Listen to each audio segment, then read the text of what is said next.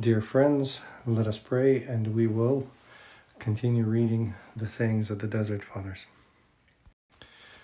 O heavenly King, comforter the Spirit of truth, who art everywhere present and fillest all things, treasury of good things and giver of life, come and dwell in us and cleanse us of all impurity, and save our souls, O good one.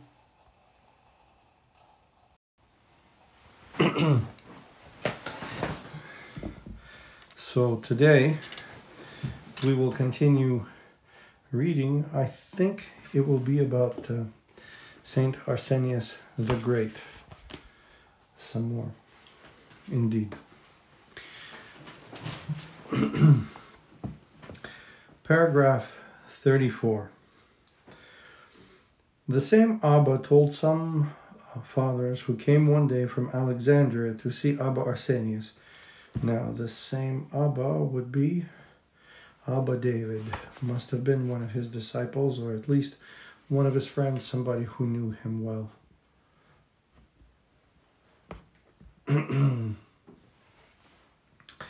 Amongst them was the aged Timothy, Archbishop of Alexandria, surnamed the Poor, and he refused to see them for fear others would come and trouble him.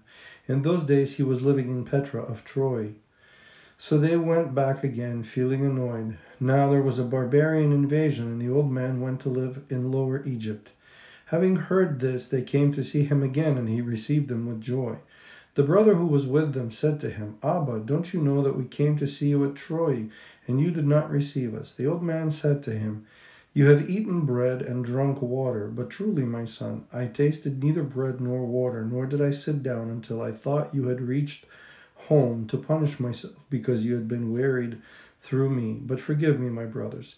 So they went away consoled. Now, it appears that what he's saying here is that he did not receive them in his own mind for a good reason, for the reason not to encourage other people to come see him, so that others would not make it a habit, and then that way they would be disturbing his monastic life. Now, but as the brothers traveled, he was praying for them, and he was sincerely concerned for the fact that they undertook a journey to see him and spent so much time and effort. And so until they reached home, he did not eat, nor did he drink water. That way he prayed for them and fasted for them on their journey back.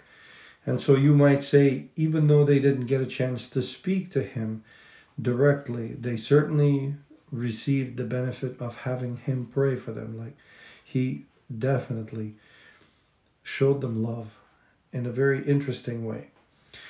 The same Abba said, again, Abba David, one day Abba Arsenius called me and said, Be a comfort to your father, so that when he goes to the Lord, he may pray for you that the Lord may be good to you in your turn.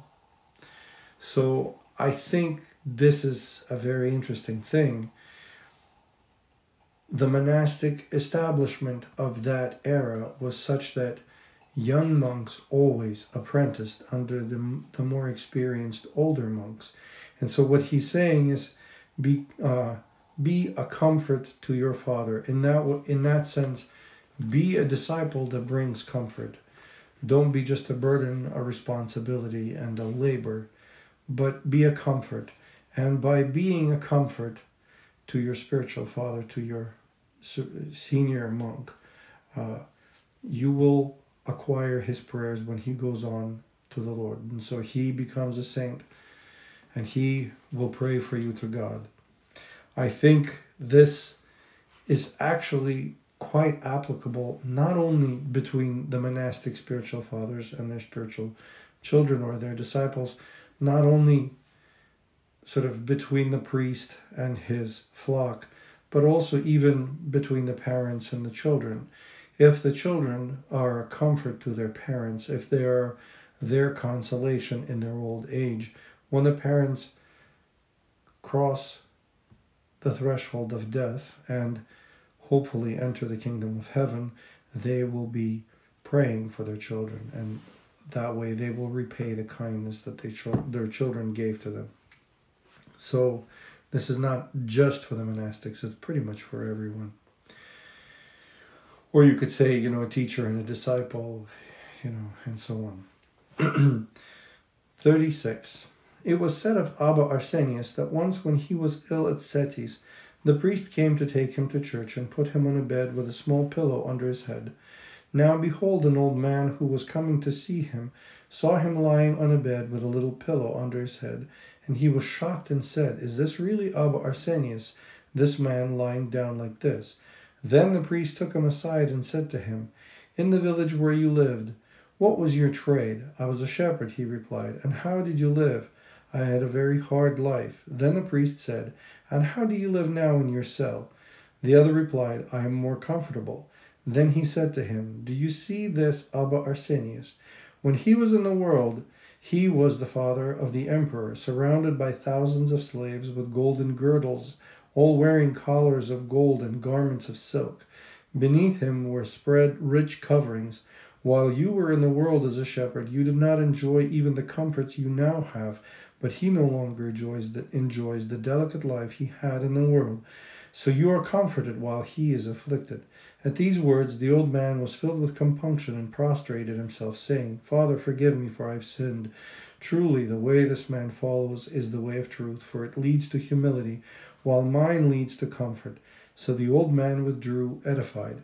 Now, there is a slightly different rendition of this story, and in the other rendition, it alludes to Saint Arsenius and says that it possibly refers to him, because the story is similar, and it's almost parallel, except that it doesn't have a third person present. It doesn't have a priest.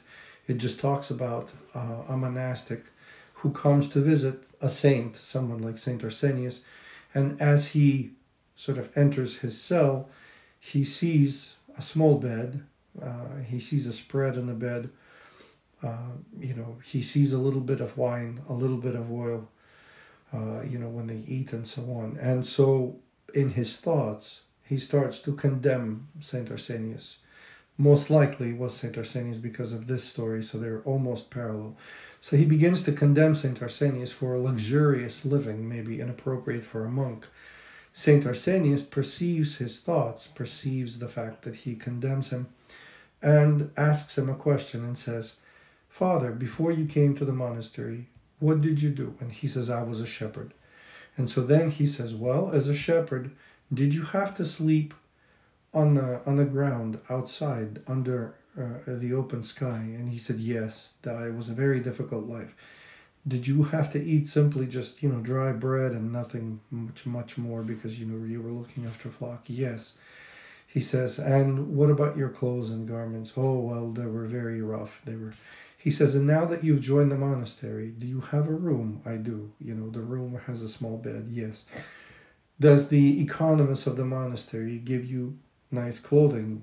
It's monastic. It's not luxurious, but it's reasonable." "Yes." "So would you say that you came from a worse life to a better life by joining the monastery?" "Yes." And then he says, "Well, meanwhile, you are tempted by the fact that, I have a cover for my bed, I have a small pillow, I have some wine and oil. I used to be the teacher to the emperor's children. I was their tutor. And, I wore garments woven with gold and silver, ate, luxurious food and everything. And yes, I've come here from that life, and I have just a few comforts, but, my life has become way more humble." And the other monk cried and asked forgiveness because he realized that Saint Arsenius read his thoughts. He perceived the hidden contents of his heart and his mind. So I think this story right here that we read in the actual book more or less proves that the other story that says this is most likely about Saint Arsenius, but it doesn't say that for sure. Well, I think having read this, we could see that either with a priest or without a priest, whichever way this happened, but something like this definitely happened to Saint Arsenius. And of course, when the other monk found out from what height of secular life Saint Arsenius humbled himself, he realized that whatever the little comforts that he had, that he thought, were luxury for a monk, were nothing in comparison to what he had before. And so he saw that Saint Arsenius, humbled, he went from riches to poverty, and the monk went from poverty to a better life. He saw an improvement. In this way, you see, we should never judge people simply based on the externals, sort of the external factors in their lives. Because we could see that someone takes a particular position in life or arrives at a particular standing in life. And for one person, this can actually be an act of humility. But for another person, it could actually be sort of a promotion and potentially even the cause of pride and vainglory. And it could be that way in many other ways as well, not just in sort of material possessions, but in other things as well. Anyways, I won't delve into that, but I would only say that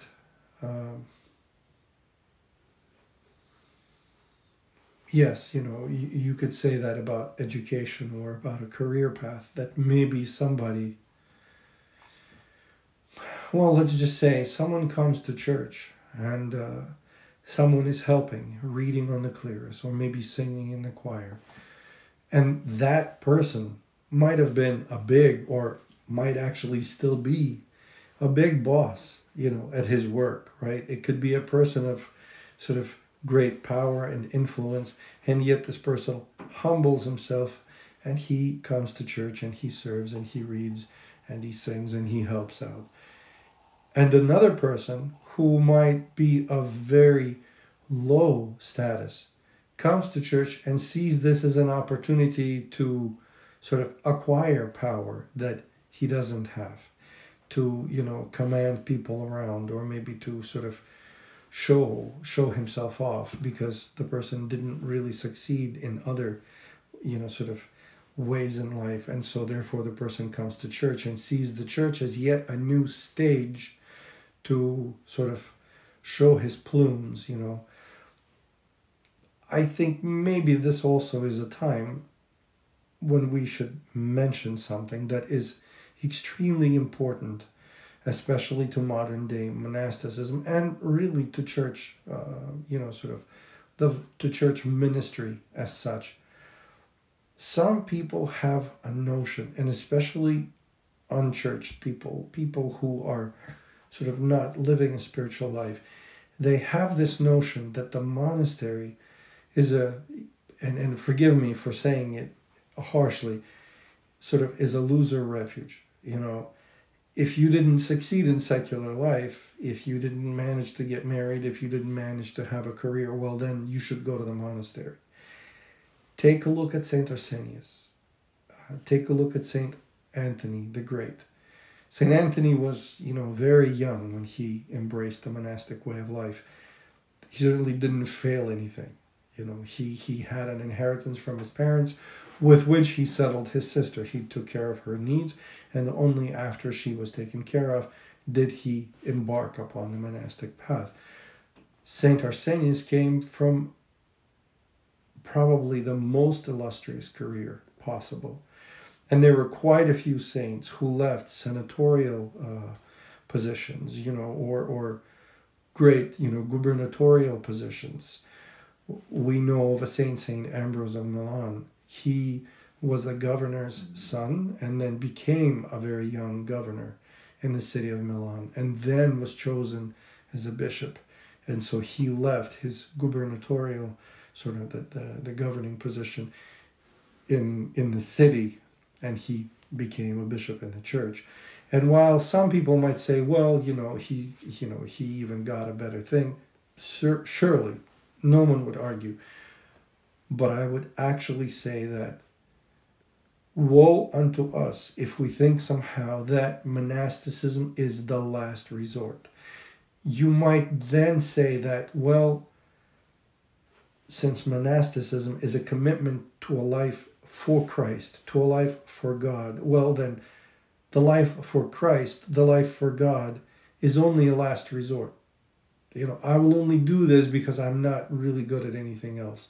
It's like saying, well, God, since I didn't do well in anything else, I'll come and do stuff for your church. You could almost sense a certain amount of resentment in that kind of intention, and it's actually extremely unhealthy. So doing things for God and for the church should always be done for the right reasons. At this time, our Russian language youth group is reading St. Gregory of Sinai. He's a saint from the 13th century. He lived in a monastery in Mount Sinai. Hence, St. Gregory of Sinai, the Sinite, sometimes he's referred to. And he actually says something very, very, very important in this regard. He says that virtue and, sort of a person's actions should not be judged solely based on the external, but all of our life is going to be judged by our intention as well. So when we are doing something for God, it is not only the actual work, but the intention has to be acceptable to God as well. And in fact, last night, the youth and I discussed the fact that if you remember, at the dread judgment, there will be people present who, when they hear from the Lord, "Depart from me, you workers of iniquity, I never knew you," they respond by saying, "Lord, but in your name, we healed the sick, we cast out demons, we raised the dead." So stop and ponder for a moment. These people performed great miracles. And yet the Lord will say, "I never knew you." So you have to ask yourself, did he send them to do these miracles? Did God command them to do these things? Did he want them to do these things? They did them for their own glory. They did them for their own sort of intention, for their own purpose, with their own thinking. Not for the glory of God, not for the glory of the church, for their own glory. And therefore, their offering to God will be considered unacceptable. And so when we consider any service to God, whether it be, entirely private, an undertaking that we're taking in our private rule, whether we read the Psalms or an akathist or a canon or read a certain spiritual book, whether we decide to pray for someone or whether we decide to help someone, especially stop and think about it, how harmful it is when we intend to correct someone else, not out of love, not for the sake of the other person's correction, but because of our own fear, because of our own desire for, things to be just so, just right. Well, we're doing more damage than good. And so we need to be aware of that. This is just a very beautiful example of how one person can judge a monk, can look at the monk and say, wow, how is this? He even has a pillow. But when he stops to find out who he is and where he's from and what kind of beds he slept in the emperor's palace, he realizes that this man has made tremendous sacrifice to come to this fairly, comfortable monastic life. But for someone who is coming from nothing, who's coming from poverty, and enters monasticism, has his garments provided, his clothing provided, his living expenses essentially taken care of. You come to a monastery, if you do your work and you do your prayers, you are provided with food and shelter. So it's actually not, so bad, really, if you think about the fact that the person was failing in the world. So we should keep that in mind. Paragraph 37. A father went to see Abba Arsenius. When he knocked at the door, the old man opened it, thinking that it was his servant. But when he saw that it was someone else, he fell on his face to the ground. The other said to him, "Get up, father, so that I may greet you." But the old man replied, "I shall not get up until you have gone." And in spite of much pleading, he did not get up until the other had gone away. Now, this, once again, is the demonstration of that patristic commandment: love everyone and flee everyone. Had Saint Arsenius known that it was not his servant, that it was not his cell attendant, he would not even open the door, so he would not have to fall onto the ground. And as you recall, when a woman senator from Rome came to see him, he told her that he would pray for God to erase the memory of her from, his heart. This is not being gruff. This is not having a lack of love. This is being kind and loving and praying for the person without approaching the person spiritually. Because what happens with someone who has acquired something,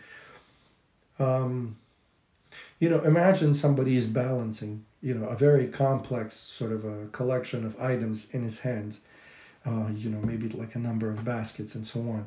And if you ask this person to take something else, he risks dropping everything. It would all fall down. And then he would have to, once again, or if he sets it down, maybe if he sets it down, he'll have to, sort of take apart his little pyramid, take whatever it is you're giving him, and then sort of have to restructure and reorganize everything again. And so the monastics, in some cases, like St. Arsenius, when they had achieved a certain spiritual state, a state of peace, and their mind being united with God in prayer, they were afraid of sort of having an idle conversation and talking with someone with something potentially being introduced in that conversation that could actually be quite damaging. If you think about it, this is what advertising is sort of structured on and built upon. As you drive down the road, or as you watch, TV, or even the YouTube these days, the internet, the so-called ads, the advertisements, they come at you because the people paying for the advertisement, they're trying to get into your head, into your mind. They're trying to get your attention. And if you see an advertisement, you can actually get quite distracted. You can sort of lose your train of thought, and you can start paying attention to something that you had no intention of, paying attention to.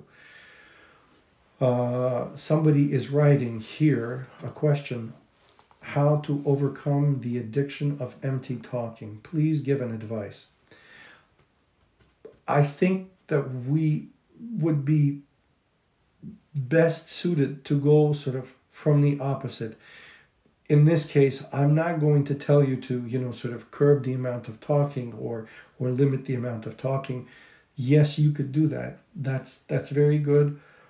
However, I think that what would be the most important is for you to pay attention what state you can achieve, what state that you can be in when you are quiet. When you have been reading the Fathers, when you have been reading the Holy Scriptures, when you are praying, you notice what state you are in.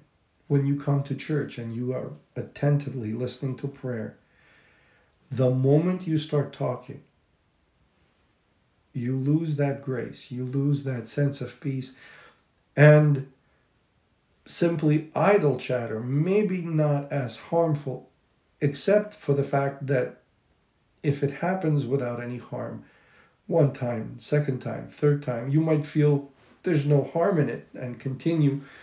And when you continue, and during your fifth or sixth or seventh conversation, you will actually hear a temptation. So in that sense, think about it this way. Remaining in prayer and sort of remaining in interior silence. You have to be silent, not just outwardly. You have to be silent inwardly. Your mind has to rest with God. Being that way, it's almost like being clothed. You're dressed and protected from the outside temperature. Talking with someone, interacting with someone is opening your garments up. And when you do that, sometimes the temperature might be okay, you don't really get any harm, but at other times you can truly get something harmful sort of enter into your mind. So in that sense, I would say it's very important to try to pay attention to that peaceful state. And when you have achieved it once, you have achieved it twice, then you will know what you're losing so that you will value it. I noticed myself sometimes that a thought comes to me, I can make a comment to someone, or I could say something, or I can, and I think to myself, well, if I don't ask, if I don't say anything, another few minutes and the matter will be resolved by itself. The service just goes on and things happen in the service. I don't really need to check, with the rector or with the deacon whether something is going to be done this way or that way today, because more or less I know, and once they're doing it, I'll know. I don't have to talk to them about it. Now, when you are living in the family, when you are living in a monastic community, definitely, you have to be polite, you have to be kind, you have to say your hello, and so on. But then, as someone who's looking for interior silence, you would have to learn to navigate those contacts in such a way that they don't become harmful. And you might say that a perfect example of this is, and the church always says that we should not talk to strangers, because we don't know who these strangers are and what is in their souls, what they might share with us. There may be some kind of a spiritual contagion. We're living in a pandemic now, and we're told to keep social distancing. Well, we should definitely always, even when the pandemic is over, we should keep spiritual social distance, in the sense that if we know that this person is not going to lead us to sin, if we know that this is the person, somebody, a fellow parishioner, somebody, or, our own priest, a member of the family, we know this person's not going to lead us sort of into sin, then we can engage in a certain amount of conversation. But in some cases, talking to a stranger, think about what we tell our children. Don't talk to strangers. Why? The stranger will never, sort of grab you at the very first opportunity and scruff you away. If the person, kidnappings do happen like that sometimes, where people get snatched, literally just grabbed from the road or from the street and whatnot. But often, what do the kidnappers do? First, they start talking. And when they start talking, they gain the trust of the individual with whom they're talking. So if they're talking to a child, they're saying nothing dangerous, they're doing nothing dangerous. And if they speak to a child once and the child perceives no danger, well, I talked to this person, everything's fine. Then they talk a second time, I talked to him again. They talk a third time. And then that fourth time, the child might actually get kidnapped or, harmed in some way. But the child has now grown used to talking to this person because there's no harm in it. And so that is sometimes the devil's strategy, right? Even military uses that strategy sometimes, where certain things happen in front of the enemy to kind of get the enemy's vigilance down. And so when we talk too much, we definitely hurt ourselves. So in that sense, that is what St. Arsenius was doing. He was loving this person, he was blessing this person and praying for this person, but he didn't want to talk to this person because he valued greatly the interior silence, that grace that he had. Well, yes, somebody made a conference that, we can't have close relationships with non-Christians as that almost always leads to bad influence. Well, we have to recall the words of the Apostle Paul. The Holy Apostle Paul says, not all are teachers, or are all apostles, are all teachers, are all, preachers, are all healers. No, God has given different gifts to different members of the church. There are some people in the church, of course, the clergy, we have the responsibility for talking to people. There are some people who might have a gift of talking to people and bringing them to the faith. But then there are others who have another gift. They have a gift of prayer, or they have a gift of healing. And for them to engage in a prolonged conversation with a non-Christian, of course, would be harmful. Also, think of it this way. When a sick person has a very, very weak immune system, that person is kept in quarantine for his own protection, right? Not because the person will harm others, but because others might harm this person. Once the person's health stabilizes, once the immune system grows strong again the way that it should be, the person rejoins sort of the general population. His quarantine is over. He's able to speak to other people. In the same way, perhaps a new Christian or a Christian who is not yet firm in his faith should be really careful about his contacts or her contacts, with the outsiders. But once the person has been sort of firmly rooted in the faith, then the person can bear witness to the faith to those outside. But then again, if such great saints as Saint Arsenius avoided not only non-believers, they avoided fellow Christians for the sake of their own souls, so that they would not do damage to themselves through idle talk, well, that should really teach us something, right? Paragraph 38. It was told of a brother who came to see Abba Arsenius at Setis that when he came to the church, he asked the clergy if he could visit Abba Arsenius. They said to him, "Brother, have a little refreshment and then go and see him." "I shall not eat anything," said he, "till I have met him." So because Arsenius' cell was far away, they sent a brother with him. Having knocked on the door, they entered, greeted the old man, and sat down without saying anything. Then the brother from the church said, "I will leave you, pray for me." Now the visiting brother, not feeling at ease with the old man, said, "I will come with you," and they went away together. Then the visitor asked, "Take me to Abba Moses, who used to be a robber." When they arrived, the Abba welcomed them joyfully, and then took leave of them with delight. The brother who had brought the others said to his companions, "See, I have taken you to the foreigner and to the Egyptian. Which of the two do you prefer?" "As for me," he replied, "I prefer the Egyptian." Now a father who had heard this prayed to God, saying, "Lord, explain this matter to me for thy name's sake. The one flees from men, and the other, for thy name's sake, receives them with open arms." Then 2 large boats were shown to him on a river, and he saw Abba Arsenius and the Spirit of God sailing in the one in perfect peace, and in the other was Abba Moses with the angels of God, and they were all eating honey cakes. Now, I think that this is a beautiful illustration of what I just quoted St. Paul saying. Are all apostles? Are all teachers? Are all healers? No. See, Abba Arsenius was not called by God to receive men. And if you think about it, behind me is the icon of St. Seraphim of Sarov. And those of you who might have read the story of his life, who read his biography, know that he spent 10 years in reclusion until God told him, "Now go and receive visitors, and comfort people and heal them and pray for them."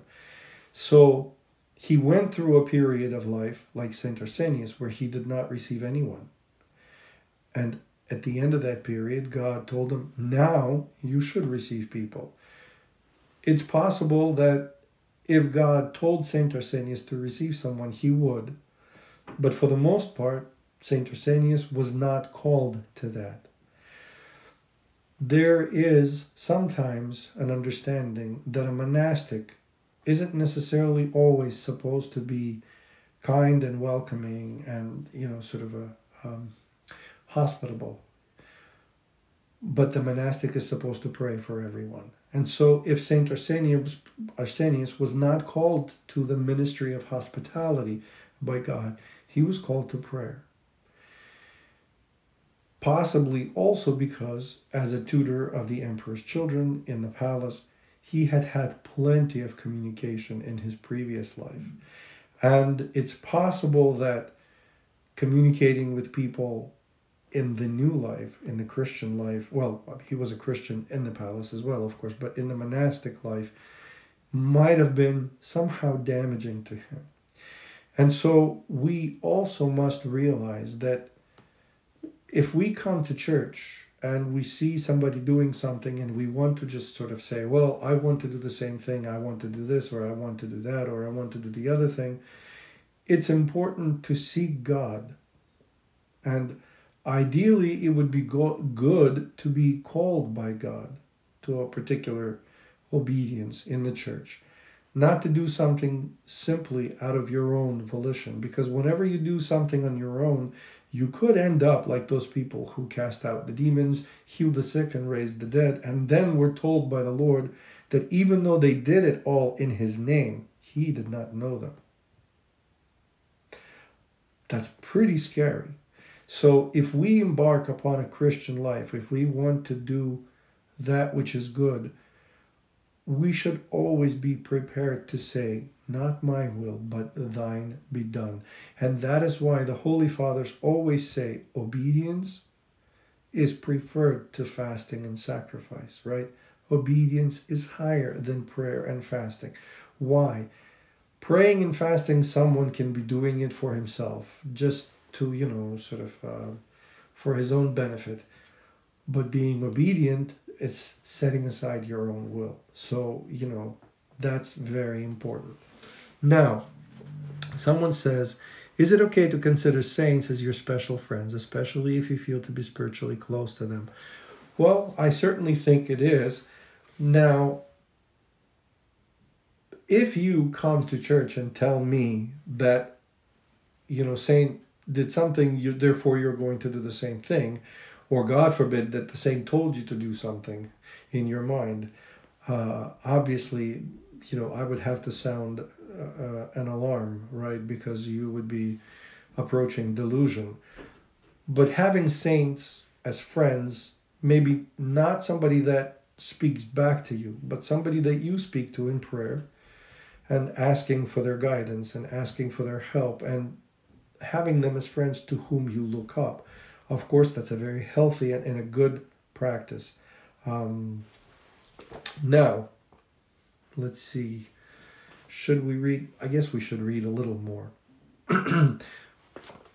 Before we move on, let us remember another story from the lives of the saints that actually illustrates what is described here, about the fact that Abba Arseni did not receive anyone and Abba Moses received everyone, and both were equally pleasing to God. In our youth group, we discussed this story on many occasions. So those of you who are familiar with our youth group, you will know the story. Those of you who are just now joining us for English language discussions and are new, I'm sure you'll enjoy this story. Two monks in a monastery committed the same sin. Whether they did it together or at the same time is really of no consequence. The abbot appointed them a penance to live a year in reclusion. So they had to spend a year essentially locked up in a cell, almost like a prison sentence. And so they spent a year in reclusion. Somebody brought them food on a regular basis. When the year was over, the brethren came and they opened their doors and called the two monks out. When the two monks came out, they were very different from each other. One was of a very joyous and bright disposition. You might say he had rosy cheeks and he was extremely happy and just jolly, energetic and everything. And the other one was cast down, was pale, was thin, and very sad. Tears, you could see sort of tear marks on his eyes pink from crying. And all the monks were shocked. They said, oh, you committed the same sin and you were given the same penance. How is it that you are so different? And they said to one monk, why are you so happy? What makes you happy? And he says, how can I not be happy? How can I not be thanking God for having so much mercy to me that he brought me to repentance. He gave me a penance for a year. I was able to correct myself. And I'm so thankful to God for this opportunity. I'm so happy. I'm so joyous that you're all here. I'm in your community. I'm in this monastery. I can save my soul. I'm just ecstatic. I'm very happy. And they said, okay. And they said to the other monk, so what about you, Father? And the other monk responded and said, well, how can I not be sad and heartbroken and downcast? Because I've sinned against my Lord. I've let all of you down. I've let down the monastic community, which embraced me, and yet I've committed such a grievous sin. So, I had to spend the whole year in penance. And I spent this whole year crying and weeping and asking the Lord to forgive me. So the brothers actually sort of got divided into two camps. The monastery was divided, and some said, well, this one pleases God more, and then the others said, no, this one pleases God more, he's more acceptable to God. As this argument was persisting, one of the older monks prayed to God, maybe even the abbot himself prayed to God and said, Lord, please help us. We have to restore unity and we have to understand what's happening. And it was revealed to him that God equally accepted both monks' repentance, the sad one and the happy one. It didn't matter that one sort of made this kind of offering and the other made the other kind of offering. One brought God tears, sort of sorrow in repentance, and the other brought him, you might say, tears of joy, for giving him the opportunity to repent. Both were equally pleasing to God. Some of the apostles, we know that we have only 4 evangelists. Not all 12 apostles wrote gospels. Not all the apostles went to the same place. Not all the saints in the church are the same. Some are bishops, some are priests, some are martyrs, some are monastics, some are married saints. So if we consider that, that is something definitely to keep in mind, because it's healthy to realize that in order to please God, above all, what we must do is do His will. Not whatever we decide for ourselves, not whatever seems right in our own eyes. We must learn to do God's will. And I think that in our day and age, when we scarcely can find anyone who can say that he hears God, because all of us, the clergy that I know, the parishioners that I know, none of us would dare say that we hear God clearly, what He wants or where He calls us or what He commands. We sort of have to make educated guesses as to what God's will is, and sometimes go in a particular direction with prayer, with trepidation, saying, Lord, please, if this is not the way I should go, show me, help me. Remember the main difference between Israel and Greece. In Israel and later in Judea, so the people of God, they had revelation. Our faith, the Orthodox faith, is the faith of revelation. God appeared to Moses. God told Moses how He created the world, and Moses wrote it down. God gave Moses the 10 Commandments. Then the Lord Jesus Christ came to this world, and He, in Himself, in His person, He revealed His teaching. And then, of course, He ascended the cross. He died for our sins, and He rose from the dead. It is the faith of revelation. The Greeks had philosophers, and they had the idea of reflection. A Hebrew person, an Israelite, somebody who believed in God, in order to know God's will, would call for a prophet to come, so that the prophet would pray and God would speak to the prophet and say, this is what I want you to do.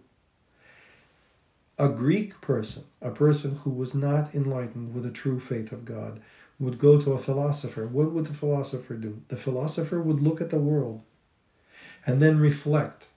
In some cases, philosophers, and we know that some of the philosophers, they were even called sort of like pre-Christians, right? Because they had some ideas that were fairly close, maybe a close disposition toward the Christian faith. But ultimately, we as Christians, there are things that are revealed to us. We must love God. We must love our neighbor. We must forgive all men. We must not hate anyone. We must not curse anyone. We must not wish evil to anyone. We must not steal or murder or commit adultery. These things have already been revealed to us by God, so we definitely know to do them. Things that are very personal, buying this car or that car, buying a house or buying an apartment, living in this country or another country, these things are not always revealed. These things sometimes God leaves up to us to decide. And we must do sort of the best of our ability to do God's will. But as it comes to the saints, in most cases, the saints perceived what God called them to. And so St. Arsenius did not refuse to receive people just on his own. Most likely God revealed to him that he needed to be alone. St. Anthony received people because God told him to receive people. St. Seraphim, as I repeat myself again, did not receive people for 10 years. He lived in complete reclusion, and then he came out of reclusion and he started receiving people. And so I think in that sense, we also must realize that unless God speaks to us, and as I said before, I dare not think that I know anyone to whom God speaks directly. It would be too dangerous these days. But unless God spoke to us directly, making certain decisions, we must pray, we must look at the Father's inheritance, and then we must make our decisions accordingly. And in some cases, we can even follow the Lord's example, who in the Garden of Gethsemane prayed and said, Father, if it is possible, let this cup pass from me, but not my will, but thine be done.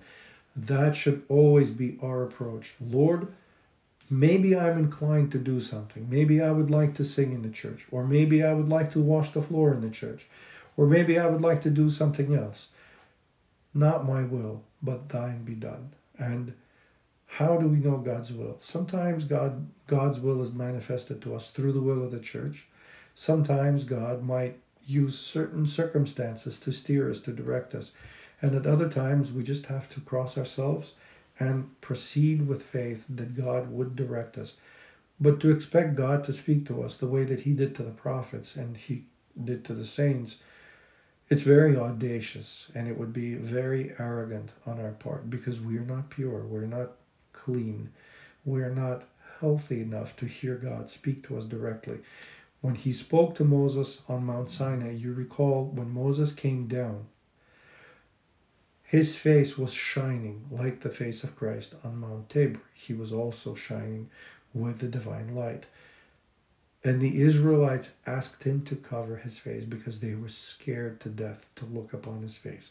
When the Israelites challenged Moses' authority and said, why is it that God only speaks to you? We want God to speak to us.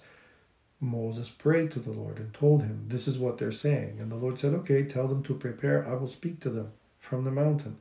And when on Mount Sinai, God started speaking to them in a cloud of smoke and fire and thunder, they all cried out and said to Moses, please, please tell God to stop. We will all die if he speaks to us. And so in that sense, we need to be very careful. If we're looking for God to send us an angel and give us instructions, a demon can come in his place and easily deceive us. That is why God does not allow these things these days. So we must be careful when we choose our path within the church.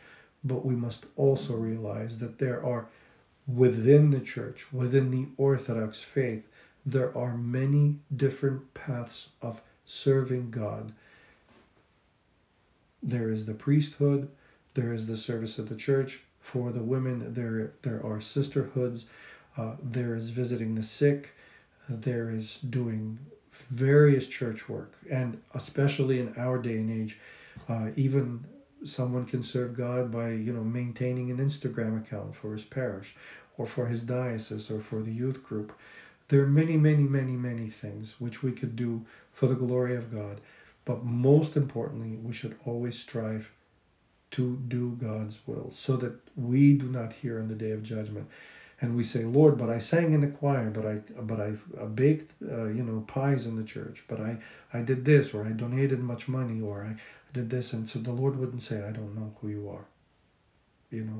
That would be the worst and possibly scariest things to happen at the dread judgment. So let us use the example of the saints to edify us, to uplift us, to encourage us, to comfort us as we move forward in our ministry to God, in our ministry to the church and to each other. And first and foremost, let us remember to do that with humility and love. God bless all of you. Thank you so much for being with me today, and with the fathers, you might say, because as we read them, we draw near them and they comfort us and instruct us. Let us say a closing prayer. God willing, we'll continue again next week. It is truly meet to bless thee, that Theotokos, ever blessed and most blameless, and the mother of our God, more honorable than the cherubim, and beyond compare more glorious than the seraphim, who without corruption gavest birth to God the Word. The very Theotokos, thee do we magnify. Now, someone named Dmitri is asking what to do, what Christians should do in the times of little faith, when doubting God and even his existence happens. Well, lack of faith in God isn't something that is modern. There's a beautiful story of a metropolitan, either of St. Petersburg or of Moscow, who was in the Russian Tsar's chariot when a Frenchman came to Russia. And this Frenchman said to the Russian Tsar, well, you know, we have the newest thing in France right now. We don't believe in God. And the Tsar kind of looked at the metropolitans thinking, you know, like, okay, Father, how are you going to respond to that? And the metropolitan smiled and said, that is nothing new. The psalmist, 1,000 years before Christ, said, a fool hath said in his heart, there is no God. So this is not just a scourge of our time, the lack of faith. This is something that has always been the scourge of a fool, not to believe in God. A wise man always believes in God, always calls God to his help, and is never ashamed in his hope for God. God bless all of you, and God willing, until next week, please pray for me, a sinner. And thank you for all of your comments.